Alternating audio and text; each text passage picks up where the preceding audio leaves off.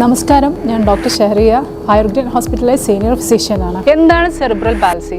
കുട്ടികളിൽ കാണുന്ന ഒരു കോമൺ ഡിസബിലിറ്റിയാണ് സെറിബ്രൽ പാൽസി. വളരെ ചുരുക്കത്തിൽ, വളരെ എളുപ്പമായിട്ട് പറഞ്ഞാൽ തലച്ചോറിനുണ്ടാവുന്ന ഒരു ക്ഷതമാണ്. അത് പ്രത്യേകിച്ച് നമ്മുടെ ശരീരത്തിൻ്റെ ചലനങ്ങളെ നിയന്ത്രിക്കുന്ന തലച്ചോറിൻ്റെ ഭാഗങ്ങൾക്കുള്ള ക്ഷതം എന്ന് വേണമെങ്കിൽ പറയാം. എന്തൊക്കെയാണ് സെറിബ്രൽ പാൽസിയുടെ കാരണങ്ങൾ? എന്തൊക്കെയാണ് അതിൻ്റെ ട്രീറ്റ്മെൻറ്റ്? നമുക്കൊന്ന് നോക്കാം. പ്രധാനമായും 3 കാരണങ്ങളാണ് സെറിബ്രൽ പാൽസിക്ക് കണ്ടുവരുന്നത്. ഒന്നാമത്തെ കാരണം കുട്ടിയുടെ ഗർഭാവസ്ഥയിലിരിക്കുന്ന സമയത്ത് തലച്ചോറിനുണ്ടാകുന്ന ക്ഷതം.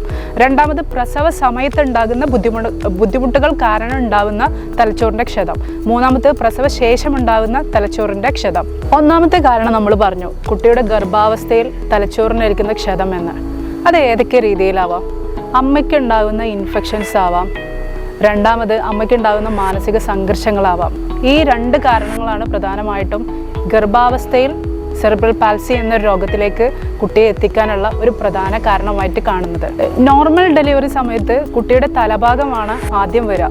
അതിന് പകരം കുട്ടിയുടെ ബാക്ക് ഭാഗമോ അല്ലെങ്കിൽ കാലമാണ് ആദ്യം വരുന്നതെങ്കിൽ ഈ സെറിബ്രൽ പാൽസിയിലേക്ക് ഇതൊരു കാരണമായി കാണാറുണ്ട്. പ്രസവിച്ചതിന് ശേഷം കുട്ടിക്ക് ഉണ്ടാകുന്ന മഞ്ഞപ്പിത്തം അല്ലെങ്കിൽ ഫിറ്റ്സ് വരിക, ഈ ഒരു കാരണങ്ങൾ നമ്മൾ പ്രോപ്പറായിട്ട് ട്രീറ്റ് ചെയ്തിട്ടില്ലെങ്കിൽ ഇതും എന്തിലേക്ക് എത്തിക്കാനുള്ള സാധ്യത കൂടുതലാണ്.